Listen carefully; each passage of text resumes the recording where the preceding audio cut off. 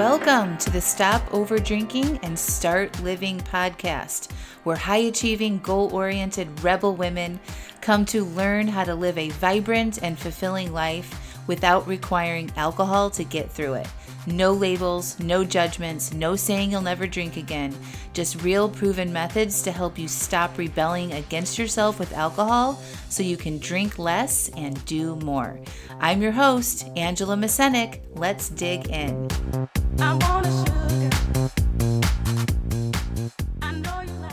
Welcome to episode 216. What is emotional resiliency? Hello, hello, hello. I am so excited right now. We are, at the time of this podcast recording, only literally exactly 24 hours in since I opened up the doors to Alive AF coaching membership and the Alive AF subscription box. And we're almost halfway sold out of the coaching membership, y'all. So I don't know if it's going to last through the end of this week. If you want to come in, you should come in. I'm going to go over some of the details of that at the end of the podcast. And of course, all the things are linked up here in the show notes. But in this process of me creating this new program and the subscription box and doing something absolutely brand new, I've never offered a monthly membership before. I've never sold anything retail before or products actually online. And I definitely have never done a subscription box before. It takes a lot of being willing to be uncomfortable. And so I wanted to talk to you about this idea, this term of emotional resiliency. And I actually looked up the definition on the old Googles of what is emotional resilience or emotional resiliency. And it says it's your ability to respond to stressful or unexpected situations and crises.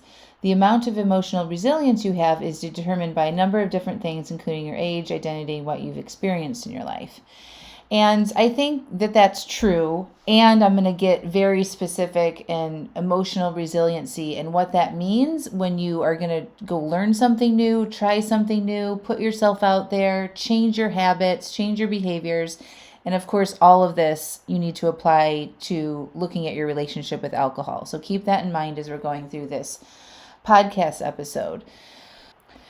And I'm actually going to begin by just telling you a story of my emotional experience yesterday, which is a few days in the past now by the time you're listening to this, but the day that I launched Alive AF. So the day that my email was scheduled out to go to the wait list, and that the cart would be open basically for both the box and for the Alive AF coaching membership. That morning, I was experiencing very high anxiety. And I know that I was experiencing high anxiety because my heart was pounding. I literally felt that heart pounding vibration in my chest. I felt edgy. I felt kind of like I had too much caffeine, that kind of feeling. I was probably really thirsty. I'm trying to remember exactly what the physical sensations were, but those were the big ones. Sort of this edginess, hyperness, heart palpitations, heart pounding. And it was so noticeable that I had to pay attention to it. And so I was like, wow, this is pretty intense. What is this about? And I paused and I put my hand on my chest and I just breathed. And I let myself sit with that feeling. And I've taught this to y'all in many different aspects in this podcast. If you're in my coaching programs, learning how to pause and check in and name and breathe through and process your feelings is a skill. And so I did that yesterday, and what I found that was underneath that anxiety, when I asked myself, where is this coming from? Why are you so anxious about this? It just brought me right back to being in middle school. I felt very familiar feelings of, I asked this boy out to this dance when I was in middle school, and he said no. And then I think he even made up some excuse as to why, but then I went to the dance and I saw him there with another girl. And so I just, that for me, it was just this real quick, I immediately connected with what that felt like. And that felt like rejection. And so the anxiety was there because I was worried very unconsciously that I was going to be rejected in this launch. This is not something that I actually believe, but that was sort of like the background motor that was running. Okay. And so what I did was I just went in and I'm like, oh, wow, that's interesting. Like, it's okay if you're rejected. Like you are living, you're putting yourself out there. You know how to handle this. And this is what living an alive life looks like. It's doing big things. It's taking risks. It's putting your offers out into the world. It's being willing to be rejected. It's being willing to have and experience a failure.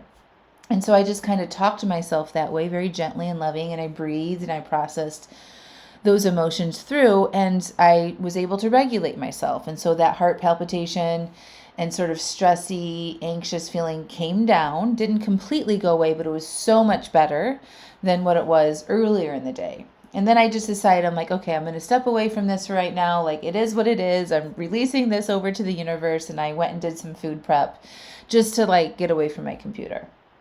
And then, of course, my emails went out, and then it was a huge hit, and like tons of people are signing up for this thing, whatnot. And then I experienced another wave of emotions. It was almost like this relief and this, I felt nauseous, like this, I was like holding in a lot of these feelings and just like waiting, like I didn't know what was going to happen. This anticipation was building, building, building. And then when, everybody started signing up, it was like, it was just kind of like a release of all of that. And I allowed myself to feel that too. And I checked in and I did the same process. Like I put my hand in my chest and I processed that feeling. Okay. And I got aware of that feeling and I recognized the feelings and I just acknowledged them and processed and breathed through that. And this is important for you to understand because even me, somebody who has what I think is very strong emotional resilience. I am very in tune to how I feel. I know how to check in with myself. I know how to process my feelings. I know how to interrupt feeling a certain way and then it driving negative behavior. I know how to take care of myself, all of that, right? And it still happens. Like it still happens when I put myself out there and I do something new. And I don't think that this is a problem. This is just being a human who, like I said earlier, is going for bigger things, right? So when we go for bigger things, we tend to have bigger emotional responses to it. This is just our programming. This is how we've been designed to keep ourselves safe from any sort of external threats and dangers. And there's really no threat or danger here, right? Like the worst case scenario is that I put myself out there. I, offer something new to people and nobody buys it. But nobody's going to die, right? Like nothing terrible is going to happen.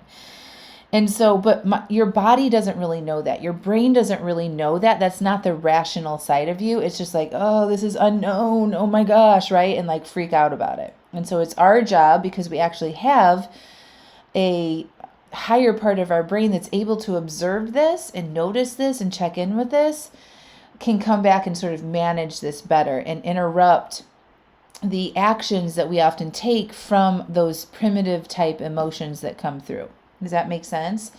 So rewind 5 years ago, if I was going for, say I was pitching a client, I used to work in advertising in pharmaceutical sales, and I worked in advertising agencies. Say there was a big project that I was in charge of, and I was going to go and pitch a hospital to use our clients, our services at this agency. And it was a big annual contract or something. And it was, hundreds of thousands of dollars with all of these resources attached. And I would go in and I would pitch this to the client, and then I would feel this way, right? Like I would feel really anxious. And then I would come home from work. I would just know that I was anxious and would think that that's a problem, right? I wouldn't have gotten curious and like, what's going on? Like, what is this about? I just would have come home from work and be like, oh my gosh, I'm on the edge. I need a drink. Okay. And I would have numbed that feeling of that high anxiety. Okay. And I never would have gotten to the process of like, oh my gosh, I'm just actually scared of being rejected and work through that. And like, there's no risk here. You know what I mean? Like exactly how I work through it and how I just explained it to you. So what I would do is I would come home and numb that feeling and then go to bed, right? And then wake up in the middle of the night with sweating and heart palpitations. And I would be pissed off at myself that I did that. And I felt like shit. And I would be mad at myself. And then I would be like, I'm not drinking tonight, And then I would probably like make some green juices and like do some crazy restriction that day. And then by the end of the day, that anxiety never got addressed. I just threw alcohol on top of it. Now the alcohol has been processed out and I'm still there. My anxiety is still there. How I feel is still there. And I probably would be like texting my friends saying, hey, meet me up at the wine bar, or telling Pete, I want to stop off before I come home from work. Or I would stop and grab a bottle of wine if I didn't have any. Or I would just come home and, pour myself a glass of wine real quick. That's the difference. And now, because I have this emotional resiliency and I'm great, I have this skill set of pausing and processing and naming my feelings and not letting it direct my day, right? Or ruin my day or affect anything else. I'm so much stronger, right? And so I feel like I'm more able to do bigger things because I know that those emotions that I have when I do big things aren't problems. Right? So I'm willing to ask for the bigger sale. I'm willing to ask for things that in the past probably would have freaked me out or I would have been too scared to. Another example of this is having a lack of emotional resilience is that I would let fear of being rejected or somebody saying no or being mad at me stop me from even asking. And this goes way back into my childhood. Okay. I won't get into that, but an example I have as an adult is when I was working at the advertising agency and I was severely underpaid for what the kind of projects I was bringing in and the relationships I was having with my clients. There was a male coworker there that wasn't bringing in nearly what I was and was making a third more than me. And I knew that I needed to get a raise or I deserved a raise, but I was too scared to ask for that because I was scared of the emotional rejection, the feelings that I would have if they said no. And so that fear stopped me from asking for it, for what I deserved. Are you all following me here? So I didn't have emotional resilience there because I let those feelings stop me from doing something that I had really no idea what the outcome was going to be. I just projected that they would say no, and that's the outcome that would be, and then I would feel like shit, and then I would probably have to quit, or they would be mad at me or something. Okay, so I never did ask for that. If I had more emotional resilience, and I knew that that's normal to be scared, and that I could handle the feelings if they said no, or if it was the worst case scenario, I would have went in there and asked that. Now where I am in my life, I would have absolutely no problem going in there and asking them for what I deserved. And even if they said no, I know that I would be able to handle it because of this emotional resilience that I have built over time. Okay. So bringing all that back together, those are just two different stories, right? So the first story was how I used this skill, this emotional resilience that I have to recognize these very uncomfortable, difficult feelings that came up in the process of me doing something different, something new, and how I handled that and how it didn't affect my day. Like I wasn't running into the cabinet and eating last night. I didn't totally waste a lot of energy. Like I was able to stay pretty stable and just kind of check in and process throughout the day and stay on track with what I wanted to do and take good care of myself, right? There was not like this bad outcome at the end of the day where I needed to numb or escape or hide because I was emotionally fried, right? And then in the other story, I was telling you how I didn't have emotional resilience and I wasn't able to move forward where I wanted to go or what I thought I deserved because I was scared. And I let that fear, that lack of emotional resilience, and what might happen, like that a negative outcome, stop me from going after what I want. And when I talk to you all about building your emotional resilience or learning how to process your feelings, and once, I say this all the time, once you learn how to process your feelings, you can go for bigger things. You can, go out there and make new friends. You can start a new job. You might want to write that book. You know what I mean? Like I talk about what you can do when you learn how to feel uncomfortable. This is sort of what I'm talking about. And learning how to feel and to understand your own emotions and what you do in response to them is the first step, okay? And it's the same step when you want to stop over drinking. So we need to understand where you're not willing to feel uncomfortable.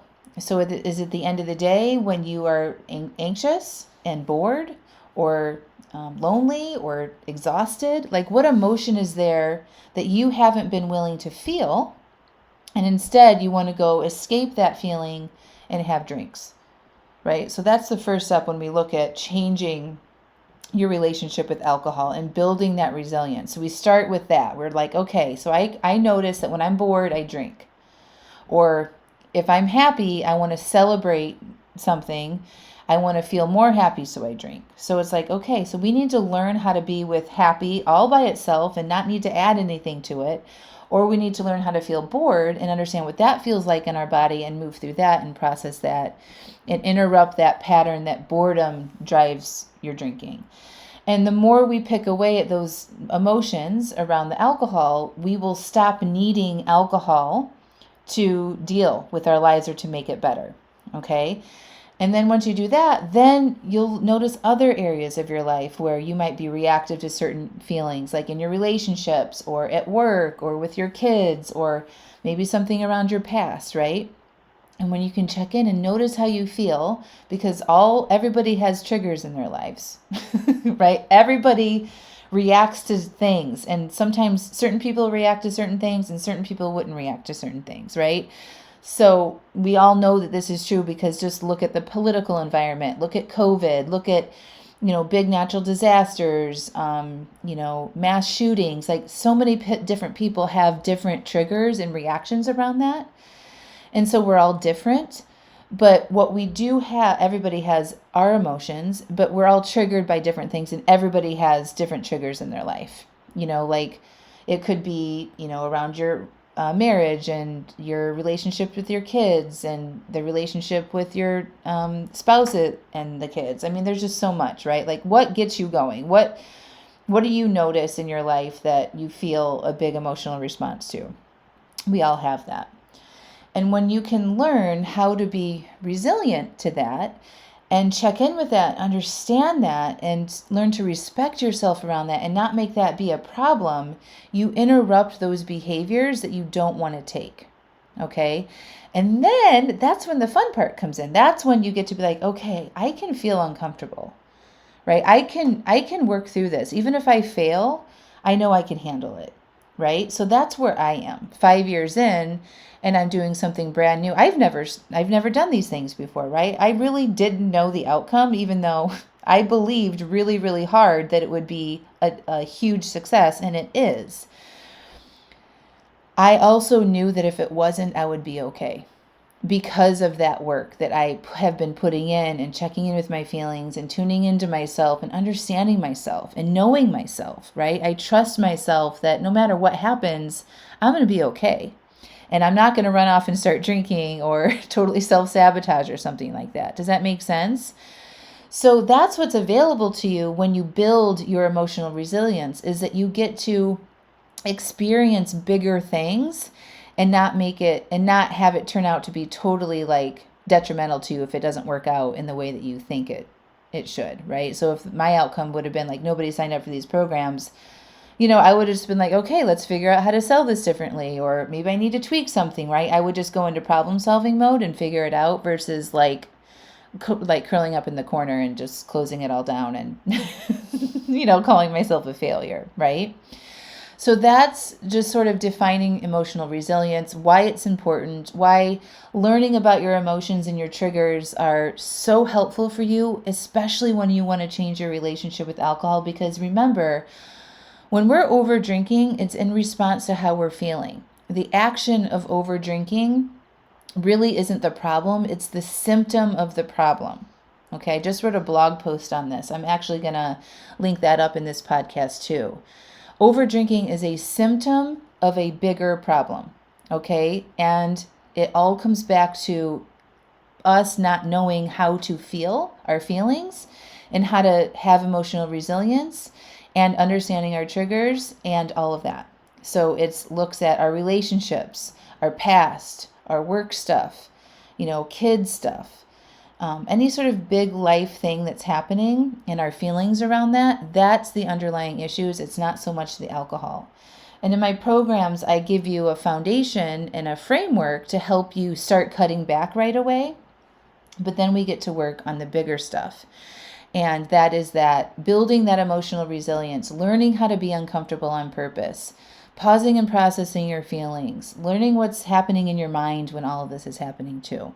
So you should really consider joining Alive AF because we work on this inside there. It's actually a very easy program.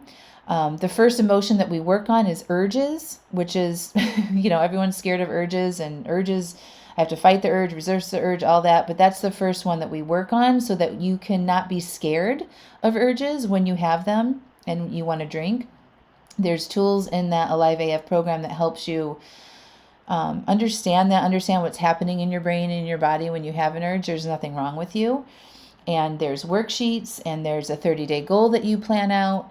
And there's just a really easy program to get into, start to get some easy wins for yourself. You don't need to figure out exactly what your relationship with alcohol is going to look like at the beginning. You can take it week by week.